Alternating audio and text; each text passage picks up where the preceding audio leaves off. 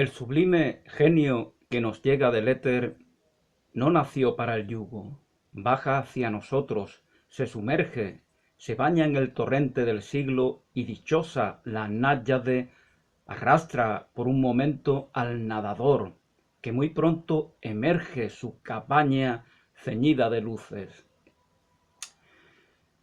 Es inútil. Esta época estéril no me detendrá. Mi siglo es para mí un azote. Yo aspiro a los campos verdes de la vida y al cielo del entusiasmo. Enterrad, oh muertos, a vuestros muertos. Celebrad la labor del hombre e insultadme. Pero en mí madura, tal como mi corazón lo quiere, la bella, la viva naturaleza. Un poema de juventud de Friedrich Hölderlin. Os doy la bienvenida a este vuestro canal. Bueno, pues hoy voy a intentar dar término a esta serie de vídeos sobre el gran poeta alemán. Entiendo a los hombres ahora que vivo lejos de ellos y en soledad. Eso dijo en algún momento de su aislamiento en esa torre, en ese tiempo de locura, el poeta. Entiendo a los hombres ahora que vivo lejos de ellos. La distancia a veces nos da comprensión. En cambio la cercanía a veces pues hace que nos impliquemos emocionalmente y la mente pues ya nos razona con el con la conveniente ecuanimidad para llegar a conclusiones razonables.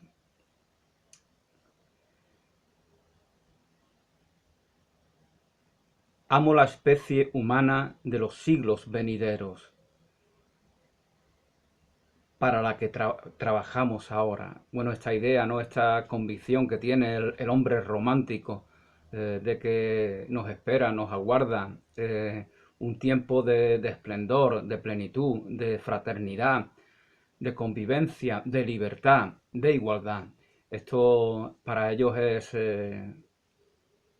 fundamental.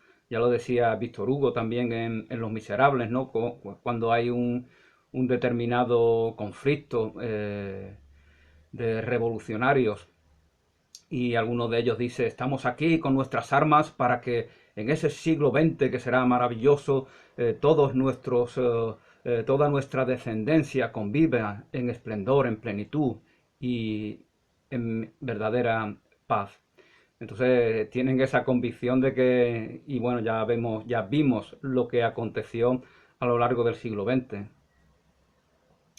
Este idealismo, digamos, y este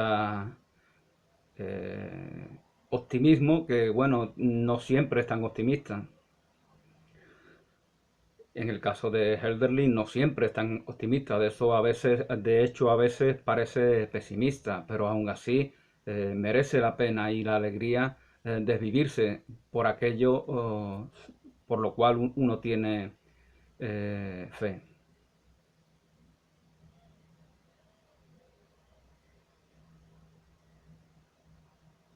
Esto decía Hölderlin, amo a la especie humana de los siglos venideros para los que trabajamos ahora, en una carta a su hermana.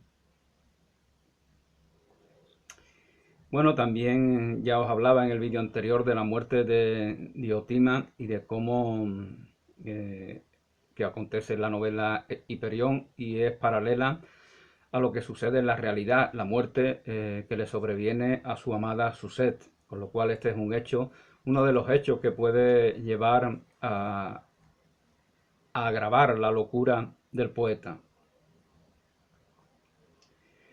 También en alguna conferencia que escuché, pues se subrayaba el hecho de que posiblemente fue en Burdeos, siendo ya estando en su juventud, cuando Hölderlin observa por primera vez el mar.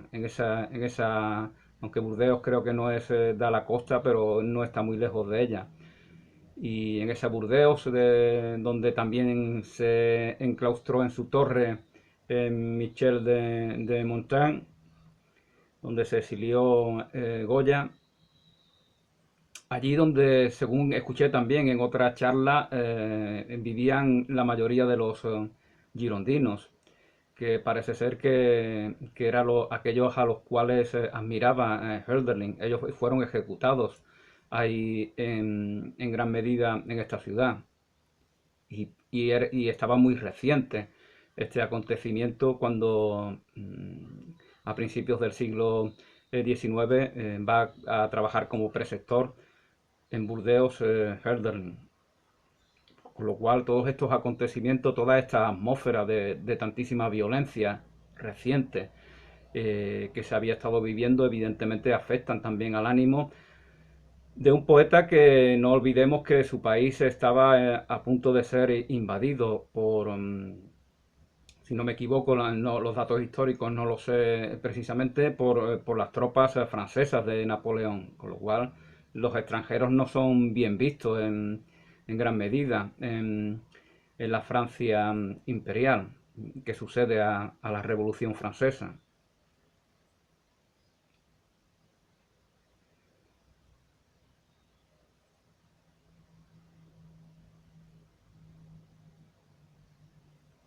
Su hermana dice que solo ante sus hijos no se pone a la defensiva. Él tenía este problema, ¿no? De que temía que se le atacara y se irritaba, se enfadaba, se molestaba permanentemente con muchas cosas de las cuales se le decían.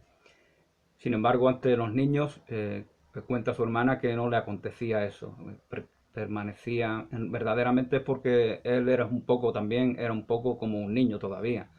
Entonces, aunque tuviera esa eh, madurez física y ese albergara tantísimos conocimientos como es propio de aquel que ha terminado sus estudios de teología, de filosofía, que comprende las lenguas griega, latina, el francés, etcétera. Aún así había algo infantil que perduraba en la mente de Hölderlin.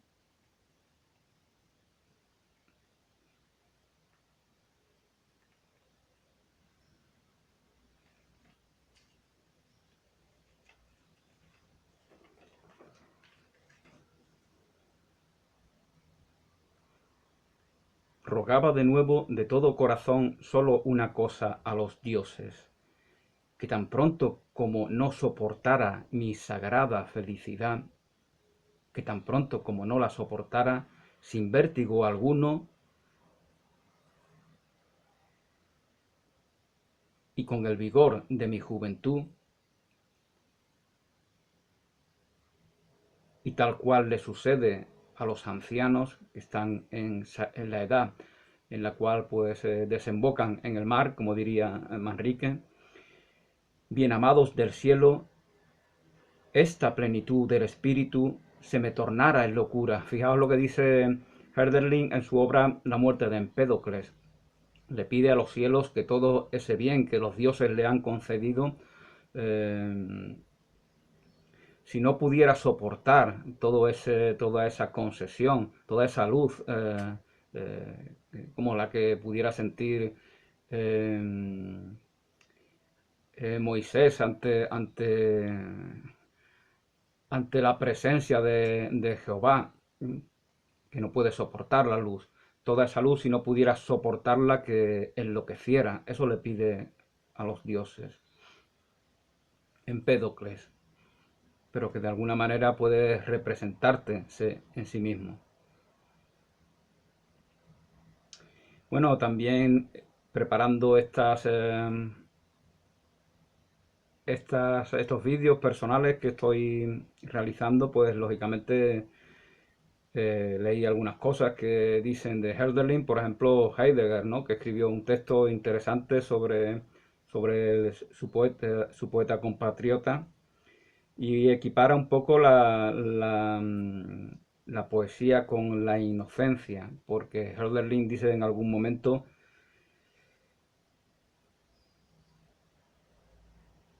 que la poesía es la herramienta más ingenua, el bien más inocente, perdón, el bien más inocente del cual disponemos. La poesía es la expresión sublime de la inocencia. Pero claro, poesía e inocencia no es ingenuidad, no es candidez, no es inmadurez. La inocencia para Hölderlin es pureza, es plenitud, es expresión de aquello que recibimos de los dioses, sin ningún tipo sin que eso sea pervertido al hacerlo canto, al hacerlo música, al hacerlo poema.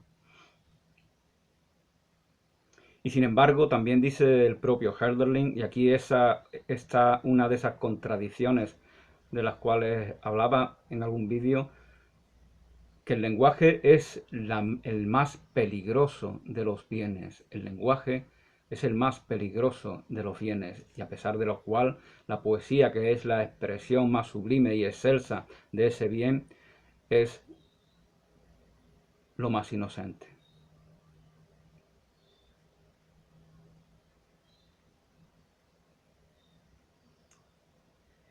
Yo pienso que Heidegger no sabe lo que es la inocencia.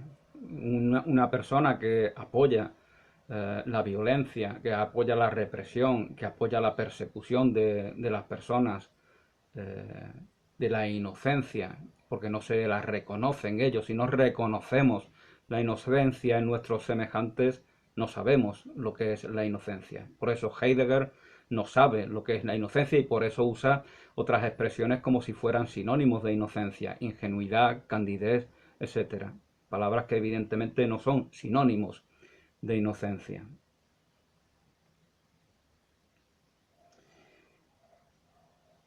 Y dice también en Empédocles Hermócrates lo siguiente. Hermócrates dice: aquel que los entiende, aquel que entiende a los fuertes, es más fuerte que los fuertes. Hermócrates está atacando de alguna manera, está dando a entender lo peligroso que es Empédocles para el pueblo. Pero diciendo esto, paradójicamente nos está dando una enseñanza. Aquel que entiende a los fuertes se vuelve más fuerte que ellos. No creo yo que se vuelva más fuerte, pero sí que se vuelve, o al menos casi, o completamente tan fuerte como ellos. Porque ¿quiénes son los fuertes? Los fuertes son los íntegros, los fuertes son los auténticos, los fuertes son los genios, los fuertes son los santos. Si los comprendemos verdaderamente, es que somos casi como ellos y por lo tanto albergamos, hemos reconocido ya en nosotros toda esa riqueza que podemos contemplar, valorar, admirar en ellos. Aquel que entiende a los fuertes es tan fuerte como ellos, o incluso más fuerte, dice Hermócrates. Y conozco, continúa Hermócrates, y conozco muy bien a ese ser singular. Ha crecido demasiado dichoso, ha sido tan mimado en su espíritu que con poco se extravía, ha sido tan mimado, tan cuidadosamente y tiernamente ha crecido en su infancia, que hay una extremada delicadeza que puede hacer que se extravíe, que quede herido en su espíritu, en su alma, en su corazón, ante cualquier contratiempo que no sea demasiado grave. Así lo ve Hermócrates. Tendrá que expiar el haber amado demasiado a los mortales, lo dice en plan amenaza. Vas a expiar el haber amado tanto a los mortales, como si fuera un crimen, que justamente esta es la palabra que usa Hermócrates. Arrojó su alma al pueblo, entregó generoso el favor de los dioses a las gentes del vulgo, pero en venganza apenas un eco vacío salió de sus pechos inertes, de esos pechos inertes de ese vulgo. Apenas un eco vacío remedó al insensato.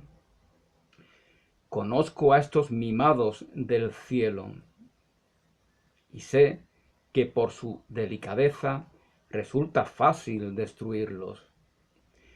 Temerario quiere expresar lo que el inexpresable, lo que es inexpresable. Temerario quiere expresar todo aquello que es inefable, y derrama y prodiga su peligrosísimo bien como si fuera agua, como si fuera agua.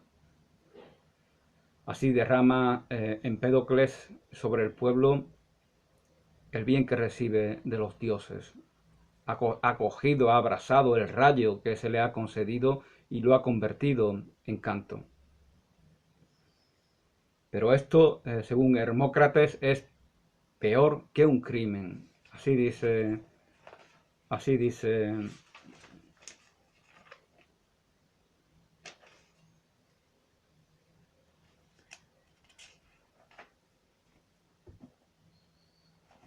Hermócrates. Y bueno, buscaba algo más que decir, pero parece que por el momento me quedo aquí. Voy a compartir algunas notas que tengo aquí anotadas un poco anárquicamente. Y bueno, había estado pensando en cómo la locura de Hölderlin también en cierta medida es una consecuencia de ese contraste entre la mentalidad y la lengua alemana y la mentalidad y la lengua y la cultura de la antigua Grecia, que tanto amaba Hölderlin. Es una cultura mediterránea. En cambio, la mentalidad centroeuropea es distinta. Lo germánico es diferente. También otra cosa que el propio Hölderlin señala en sus poemas, ¿no? El poeta, el activo que llamamos pasividad, utilizando el lenguaje que utiliza María Zambrano, la pasividad es un activo, porque es lo que nos permite ser receptores de todo aquello que en torno a nuestra se nos comparte, pero también ser receptores de ese mundo interior, de todo lo que a través de ese mundo interior nos puede llegar. Por eso es imprescindible para el poeta, para el artista, que este bien, este activo llamado pasividad, cumpla su rol. Y esto contrasta con un carácter virulento que inevitablemente debe de tener aquel que quiere emprender acciones importantes, como es la de recibir el rayo de los dioses, convertirlo en canto y rociar con él los corazones de todo el pueblo. Eso no lo puede hacer una persona timorata. Entonces la pasividad debe de matrimoniarse con la virulencia,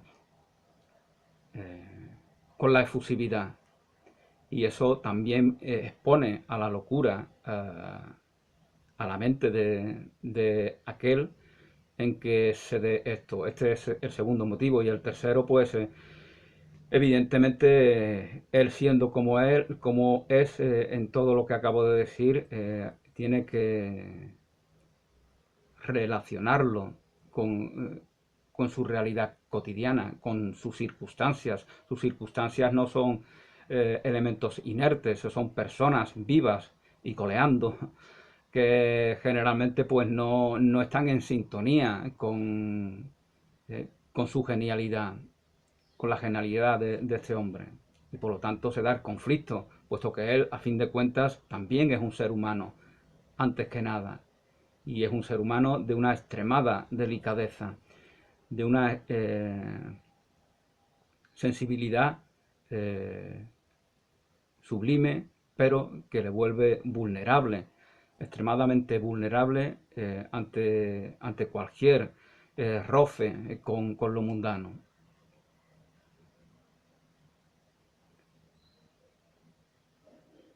Y también, evidentemente, esto va en relación con esa ambición. Hölderlin no tiene reparo en decir en sus años adolescentes que quiere triunfar, que quiere ser un gran poeta, que quiere que millones de personas lean sus versos, escuchen sus cantos, se conmuevan en sus corazones y incitarlos a transformar su realidad. Él quiere hacer y es completamente lícito tener esa noble ambición.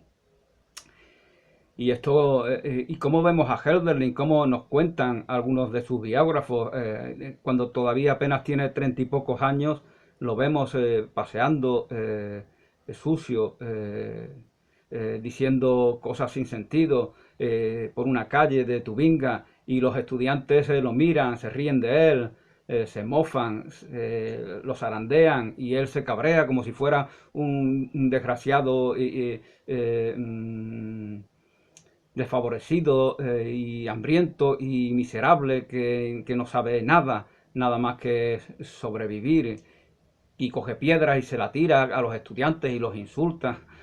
Fijaos el contraste de aquel que quiere convertirse en transmisor de grandes valores que movilicen para su bien a millones de personas, y se ve tirado en la calle, despreciado por unos estudiantes que bien podrían haber sido sus alumnos, porque en algún momento incluso Hölderlin dio clases, así como las recibió de grandes maestros como el propio Fichte, y tuvo entre sus amigos a Hegel y a muchísimas personas importantes, como por ejemplo el propio Schiller, que publicó parte de Hiperión.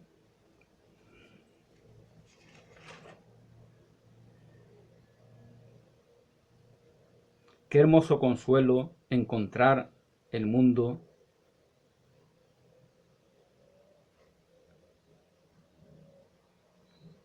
encontrar en el mundo un alma y abrazar a mi especial en una criatura amiga.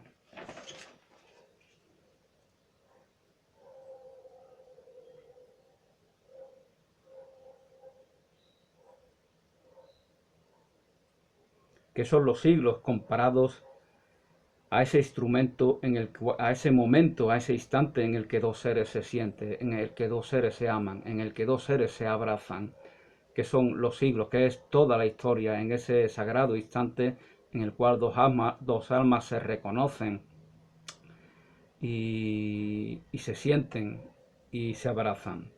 Así nos dice Hölderlin.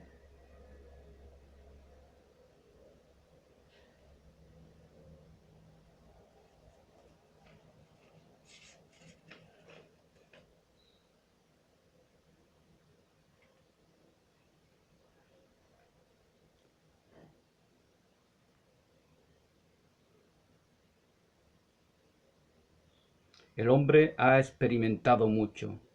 De los dioses ha nombrado mucho desde que somos un diálogo, desde que somos un diálogo, dice Hölderlin. Y desde que podemos oírnos los unos a los otros, hemos experimentado mucho.